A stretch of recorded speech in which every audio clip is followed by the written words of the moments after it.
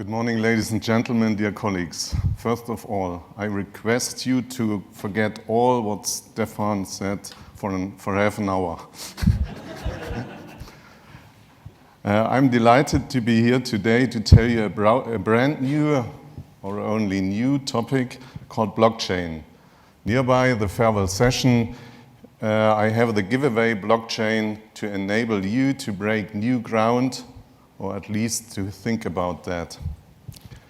My talk is divided into 5 parts. Firstly, I will consider the principles of a blockchain and give you some insight into the area of tension, including the interesting question, what about actuarial robots in an automated blockchain world? Then I will have a look at the elements of the blockchain. The next part deals with relevant business cases or models. And finally, I will discuss the possible impact on actuaries. A few words on myself. I'm Mathias. I'm a board member of HBA-Consulting, a small consulting company from Germany, of about 50 colleagues, more half of them being actuaries. We are dealing with all that actuarial topics from premium to risk calculation and the relevant administration processes. And we found that blockchain could be very interesting in the next few years. You may be surprised at this example of an ancient form of blockchain. I found it in Wittenberg, Germany, in Lutherhaus. In this certificate, the deed of ownership is dedicated to Martin Luther.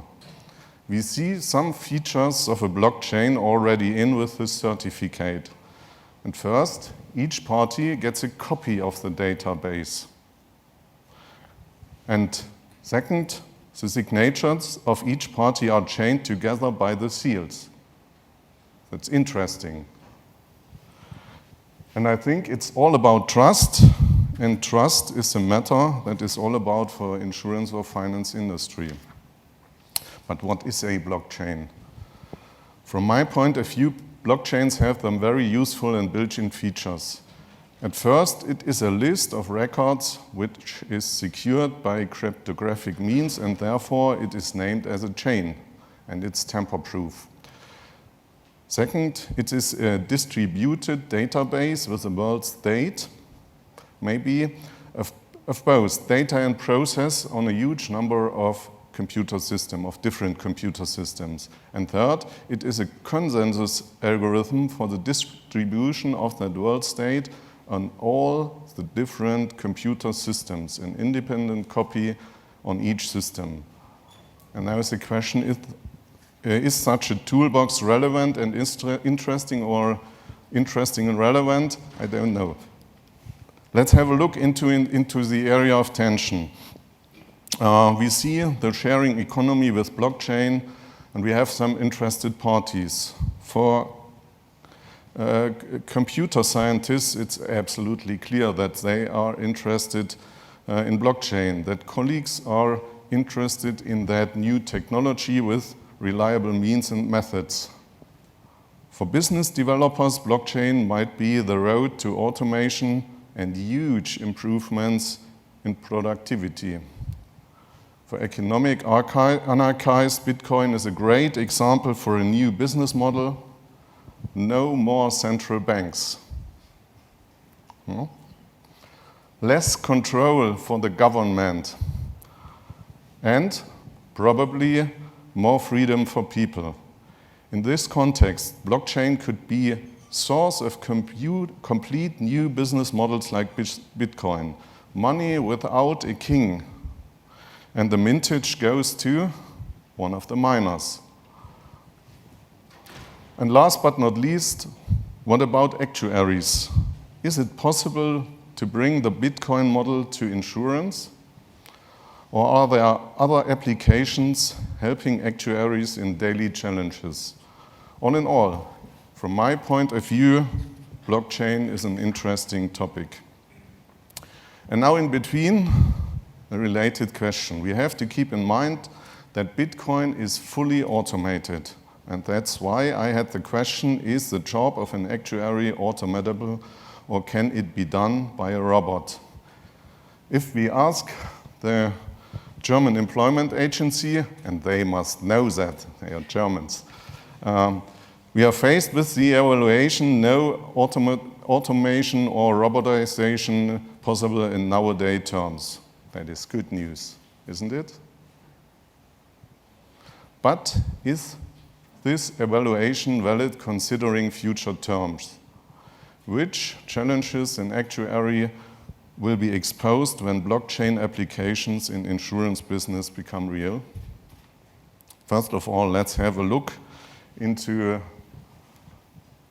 blockchain and its synonymous distributed ledger technology. That is the word the computer science colleagues uses.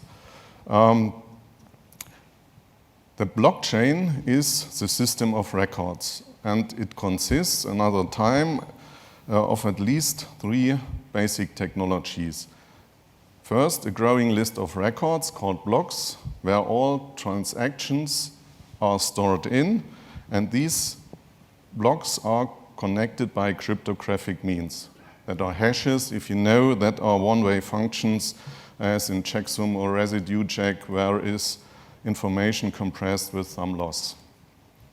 It is a distributed, and that is important, write-only database without a central authority. And a consensus algorithm leads to the consistent databases in each copy of the ledger.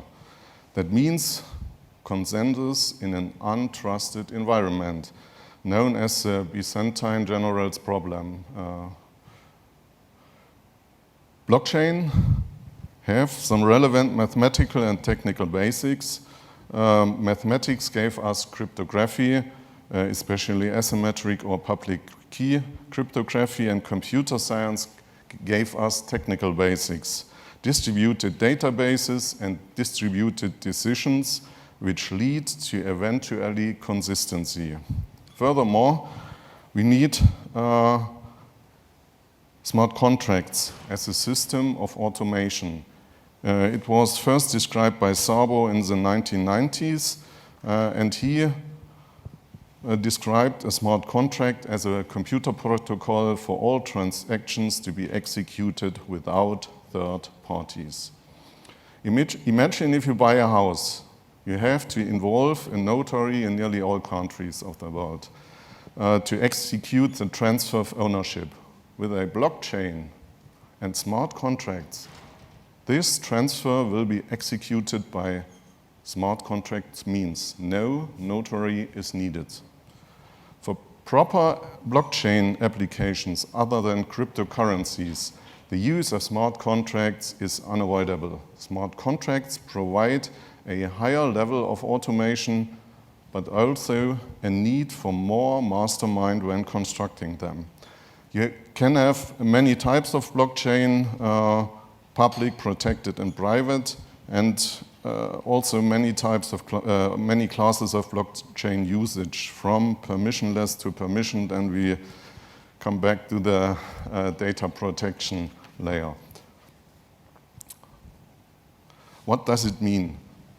From the construction of a blockchain as a trust machine, you will gain some properties. At first, disintermediation. That means no third party is required.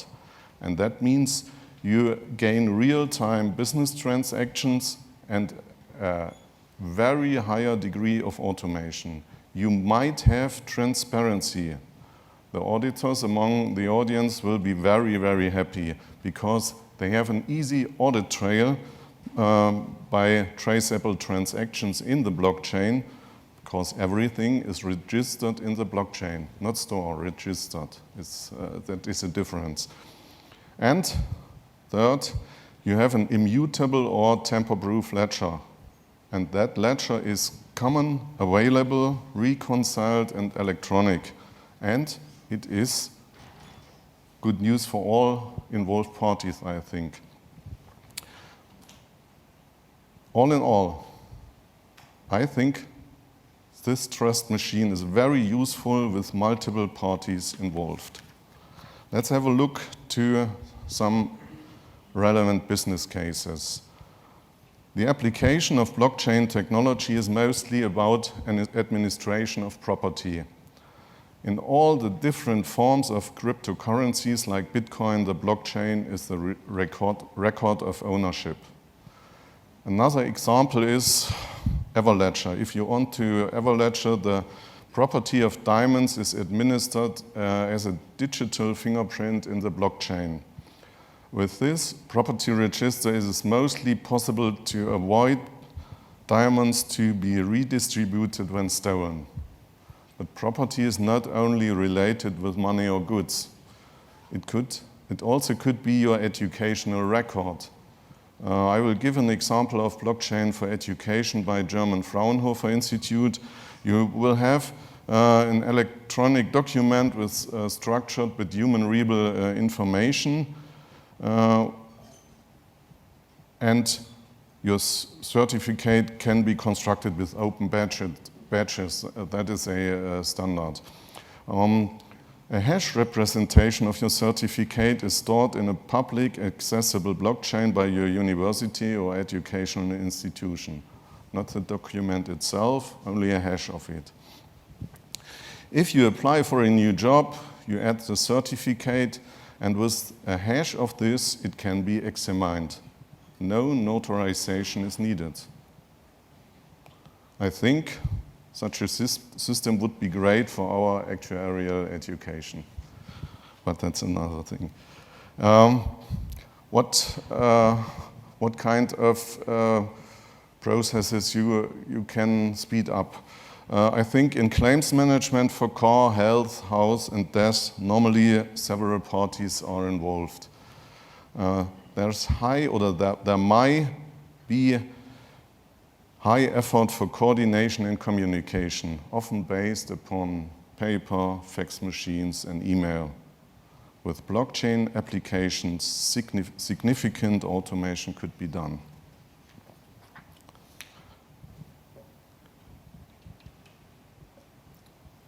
I do not know if anyone from Estonia is here in the room. To have such highly automated processes, you will need an electronic identification. That is one of the common problems. You have to know your customer in nearly all countries. Estonia has developed a keyless signature infrastructure, and I find the Estonian solution very exciting. You can become an e-resident of e-Estonia. And by the way, it's not very expensive. You have to pay 100 euro to become an e-Estonian. Sounds great. I'm sure the designation developed country will be rewritten with digital business, and so will be digital insurance. Another example is TeamBrella. If you look onto teambrella.com, you will be faced with a mutual peer-to-peer, self-governing insurance community using Bitcoin and blockchain technology.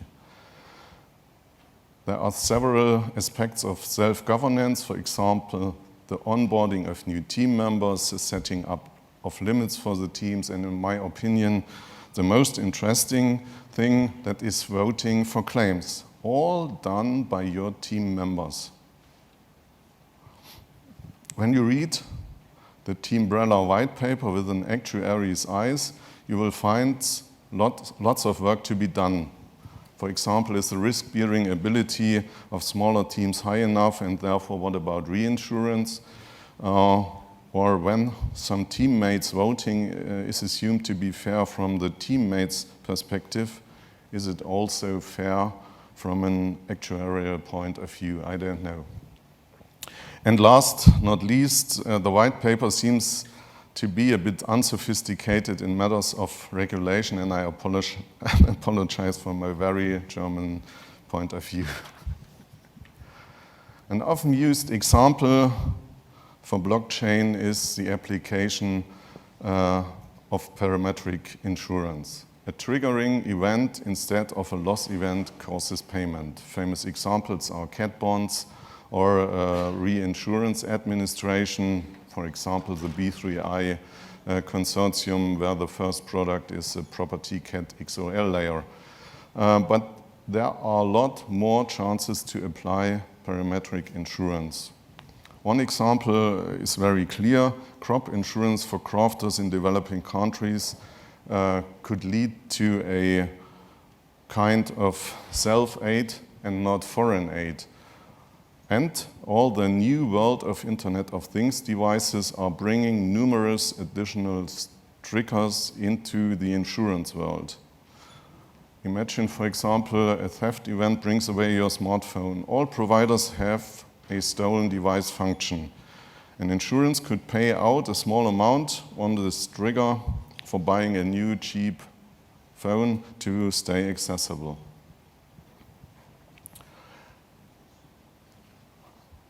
With this equipment, we will be able to set up an electronic insurance marketplace. As one example, the colleagues of EtherRisk has developed a flight delay app as a prototype on the Ethereum blockchain. And it's fully automated with means of blockchain and smart contracts. Blockchain is used for recording transactions and payment. That means the cryptocurrency Ether is an insured coin. Smart contracts on blockchain executing benefits on the trigger event flight is delayed. And statistical data comes from a public so-called oracle. In this case, it's flightstats.com. Especially premium and benefit payment in Ether are on the highway to automation.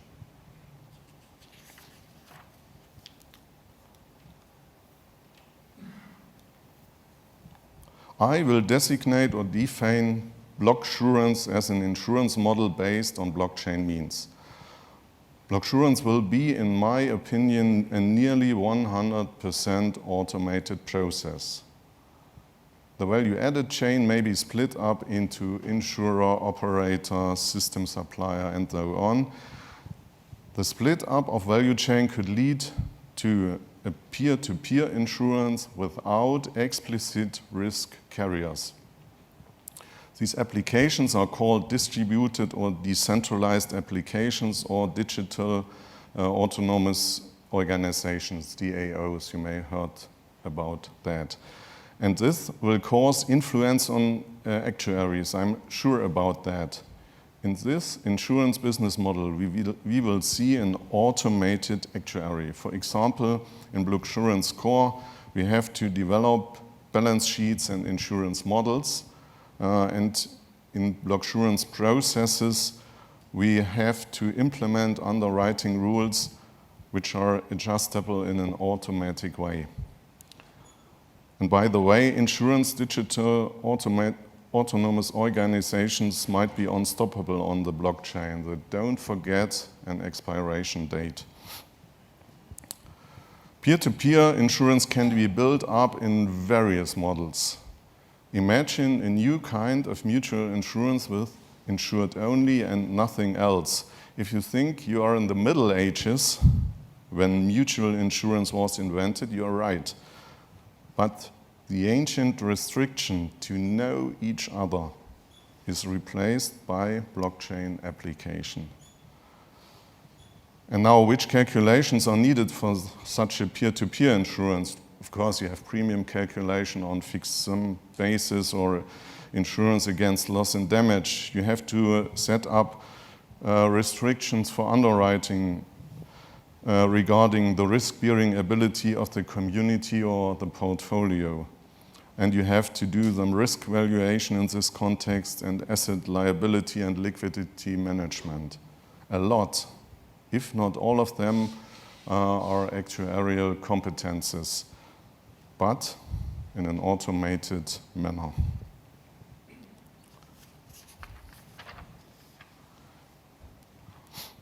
In the beginning, I have shown a slide with the actuarial robot question, if you remember.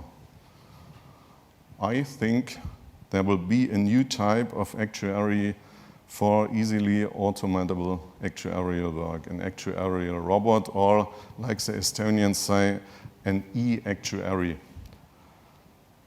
Blocksurance will be fully automated from an actuarial view, and actuaries will be the mastermind responsible for constraints surrounding the insurance smart contracts or insurance DAOs. Just a quick recap of my main points. I think it's all about trust, or that is my second giveaway for you from Germany, the wonderful German word Vertrauen. Actuaries are responsible to build up Vertrauen in a fair, certain, and stable manner in a blockchain insurance world. Thank you all for listening. It was a pleasure being here today.